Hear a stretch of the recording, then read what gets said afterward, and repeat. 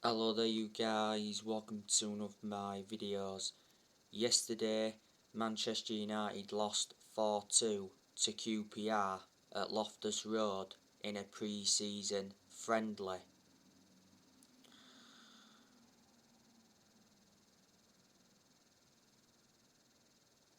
Manchester United had a positive start. We took the lead in the opening 3 minutes. It was a goal from Jesse Lingard. Facundo Palestre got the assist. Mason Greenwood also played a part in the goal. QPR responded immediately.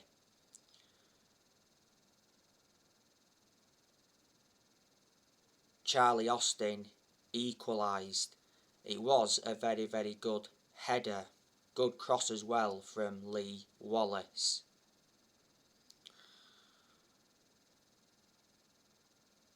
QPR scored 3 times within like 6 minutes. Dykes got 2 goals. One of his goals was deflected off Axel Tuanzebe. Moses Odaboy scored for QPR and it was a very good goal. Elanga got us a consolation. Man of the match contenders for us, Tom Eaton wasn't bad. He did have some nervy moments. Didn't have as much to do as he did in the win against Derby.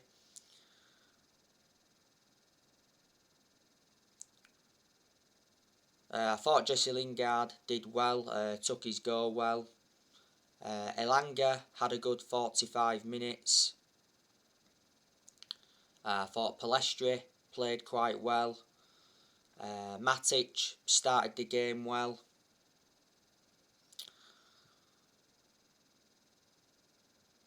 And that's about it.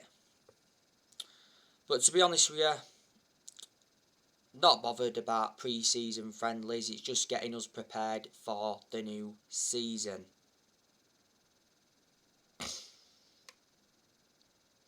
By the way, Solskjaer has hinted that Lingard and Anthony Martial will have a role to play next season.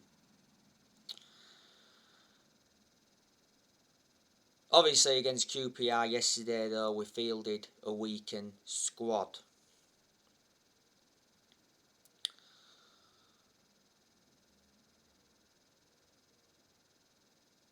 Now, I want to delve into some news on Raphael Varane.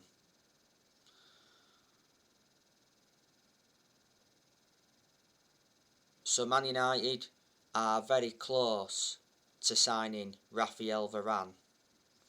He said yesterday that Man United have a full agreement with Varane after Varane has held showdown talks with Carlo Ancelotti. Varane is expected to join Manchester United.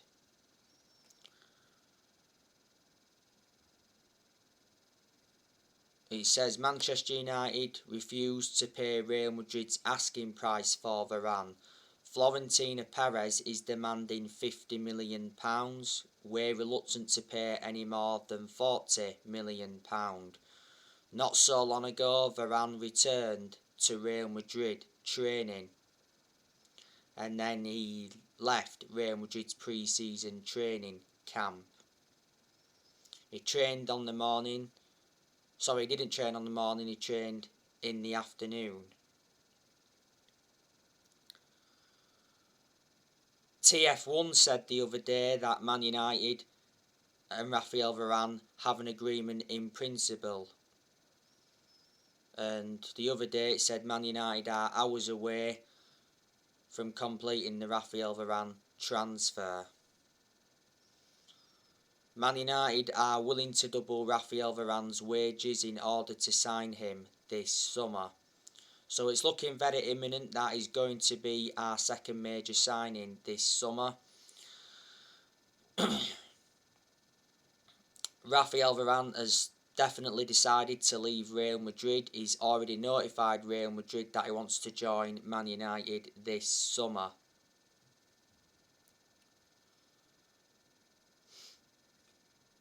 We went in for Varane 10 years ago under the Sir Alex Ferguson era. We also went in for him in 2018 because Woodward was prepared to sanction a £100 million move.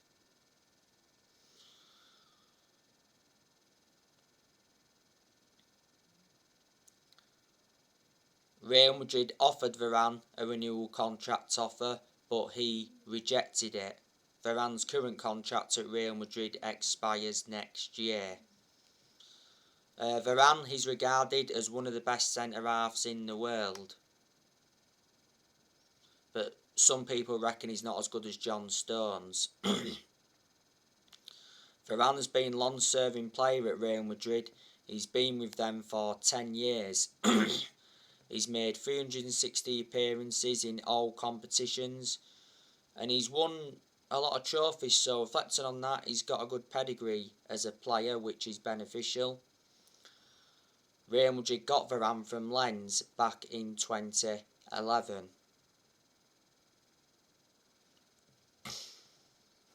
But he will exceed expectations in the Premier League, and what a centre-back partnership that will be, Varane and Harry Maguire, because they'll complement each other very well. There's been a lot of midfielders on our agenda. Ruben Neves, he's on our agenda. He said the other day that Man United have moved ahead of Arsenal in the race to sign Ruben Neves. He said Wolves are willing to sell Ruben Neves for £35 million.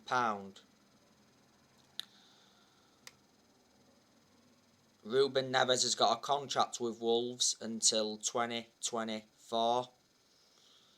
In the Premier League for Wolves, he's made 151 appearances.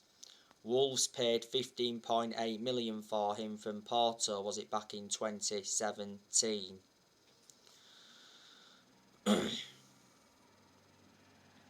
Eduardo Camavinga, Manchester United still try to get him from Rennes. Saul Niguez, he's on our agenda. Was it the other day Solskjaer called Saul Niguez, so reflecting on that fueled speculation. Mundo Deportivo did say that Man United were in advanced talks with Saul Niguez's agent, and it mentioned that Man United are the front runners to sign him, so it said we are ahead of Liverpool in the race. I think Saul Niguez wants to make a move to the Premier League.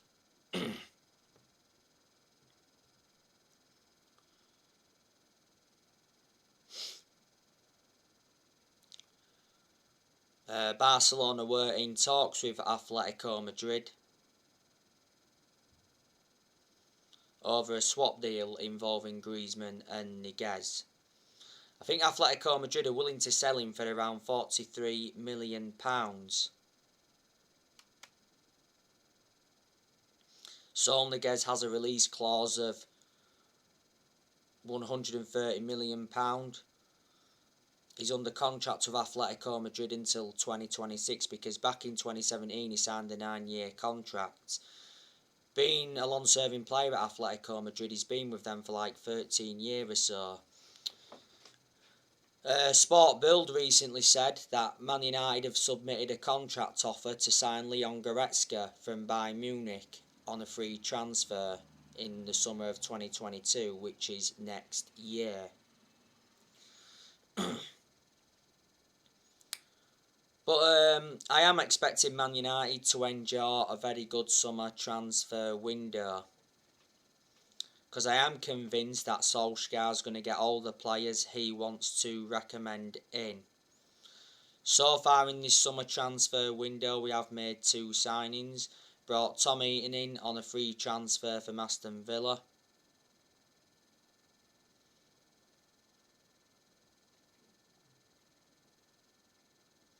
And we brought Jadon Sancho in from Borussia Dortmund. Man United officially announced the signing of Jadon Sancho the other day. Sancho signed a contract with Man United until June 2026. There's an option of a further year. Sancho is going to be wearing the number 25 shirt. Sancho is the second most expensive English player of all time. A few weeks ago, he said that Manchester United agreed a £73 million fee with Borussia Dortmund for Sancho. And last week, Sancho completed his medical. Solskjaer's made it clear that he wants to make around 4 signings in this summer transfer window, and he identified the areas in the squad where he wants to strengthen up. This summer transfer window is Solskjaer's 5th transfer window as permanent Man United manager. But our board did say that they'll back Solskjaer with summer signings and a new contract. Before the summer transfer window opened, Solskjaer had been given a £150 million transfer budget to buy around 4 or 5 new players. I'm expecting departures in this summer transfer window. I think there's a good chance that Brandon Williams will go out on loan to gain him more experience and to get him a lot more opportunities, because Williams is our 3rd choice left back. He seldom plays for us. Alex Telles, he's been subjected to transfer speculation recently.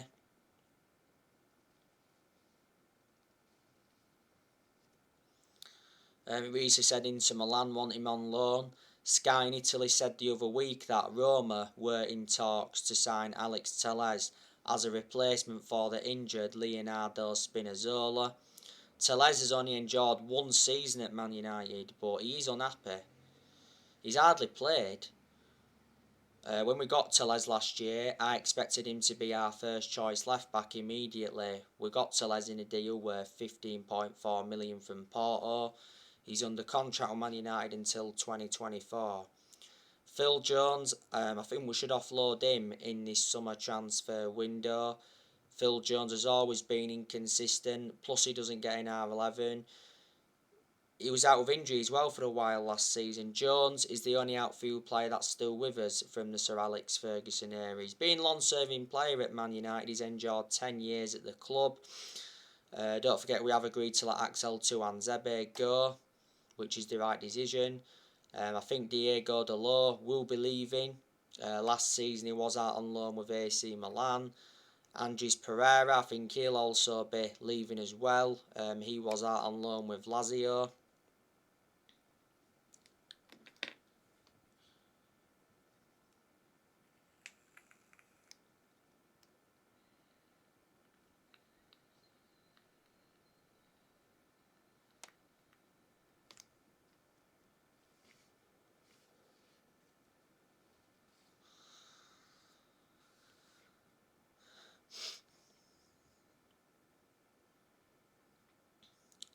Pogba could be leaving.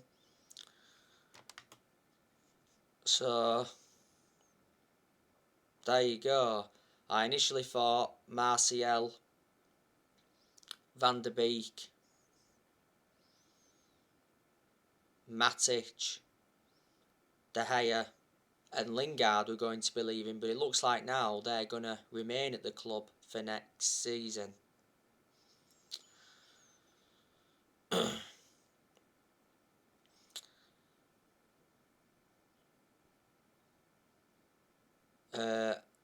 I gave you the news, didn't I, on Solskjaer yesterday.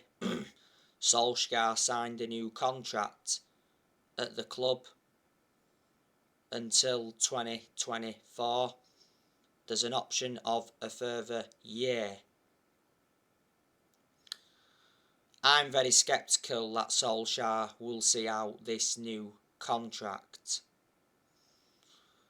Solskjaer obviously signed a 3-year contract when he got the job permanently back in March 2019, which is over 2 years ago now. I just don't think Solskjaer is a long-term manager for Man United, and I think a lot of United fans will agree with me on that aspect. I think he does deserve more time. He does deserve at least next season. You know, these United fans that are Ollie in, there's also United fans that are Ollie out. I've criticised Solskjaer a lot during his managerial tenure at Manchester United, but I still adore him. You know, at the end of the day, Solskjaer is a club legend. That's basically why he's still Manchester United manager.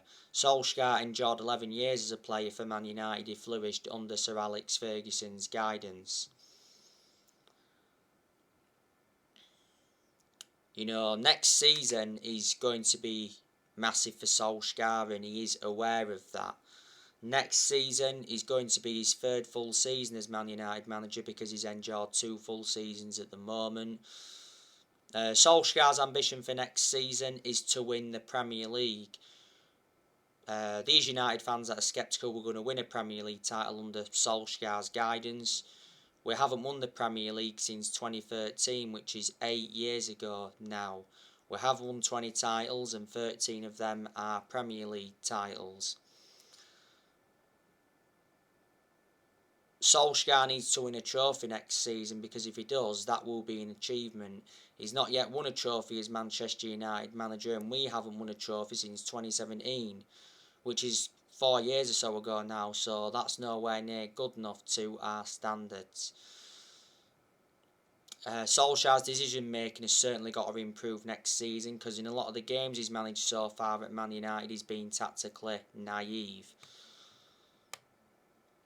I reckon Solskjaer knows his best 11, obviously with Jadon Sancho here, and obviously Varane is incoming as well.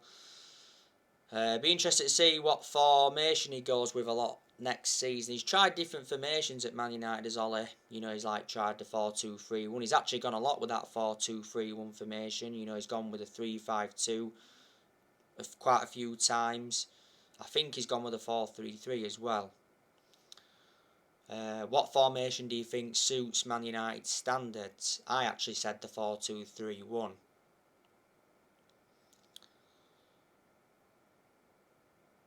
Solskjaer has been in charge of Manchester United for 31 months now, is it? Which is over 2 years. And reflecting now on his been at the football club, he has gained some managerial experience, and he's learned quite a bit on the job, and he's tried a few different elements. But Ollie hasn't got a proven pedigree as a manager, but that doesn't mean he can't succeed as Manchester United manager. Solskjaer knew when he taken over at Man United it was going to be a massive job, despite him knowing the club through thick and thin, and he knew he had a lot to do when he came in. But to be honest with you, I think he's handled things pretty well.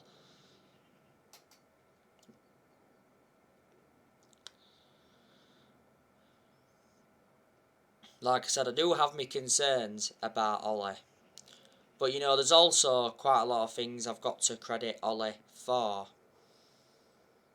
I didn't expect Solskjaer to do as well as he has done, so in that aspect I am shocked.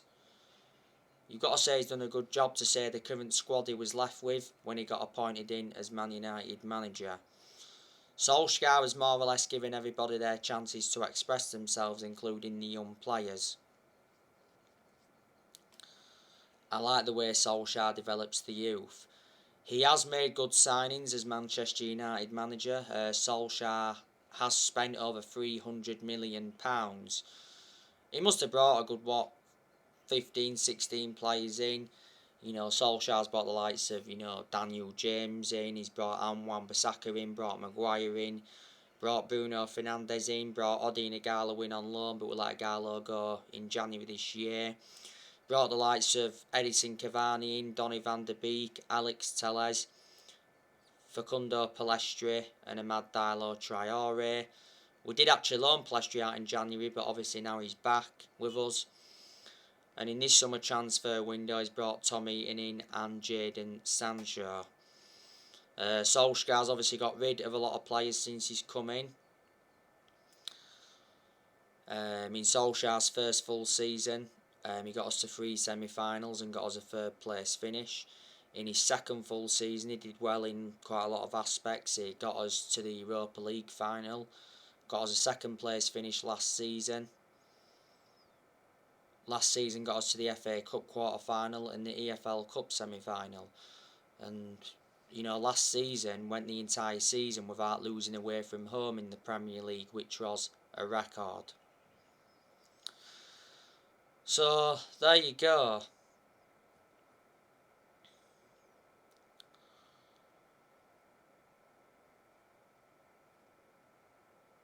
But when we have been inconsistent, not all of the blame has stemmed from Ole. Obviously, certain players have had to take responsibility during a lot of them bad periods. Ole's accountable for certain things, don't get me wrong. And I hate the way the football club has been run for a long time. Obviously, our recruitment was poor for such a long time. We've overpaid and that for players in recent years, and certainly in that aspect, the blame stems from the board. The Glazers, they've been one of the biggest issues at the club for a long time, because the Glazers have put us in so much debt. A lot of United fans have been demanding the Glazers out. A lot of United fans protested against the Glazers at Old Trafford towards the end of last season. The Glazers have been at Man United for 16 years. They bought the club for 500 million back in 2005. Solskjaer did reveal towards the end of last season that the Glazers apologised because there was planning to scrap the Champions League for that European Super League. Says the Glazers could have been forced to sell Man United, but for only £4 billion. Last month, on the 4th of June, Joe Glazer attended a fans forum, his first attendance in 15-16 years, and obviously promised Manchester United supporters that Solskjaer would get the funds that are available. Woodward, he's been one of the biggest problems at the club for a long time. Obviously Woodward is leaving Man United. He's had a 16-year association with the club.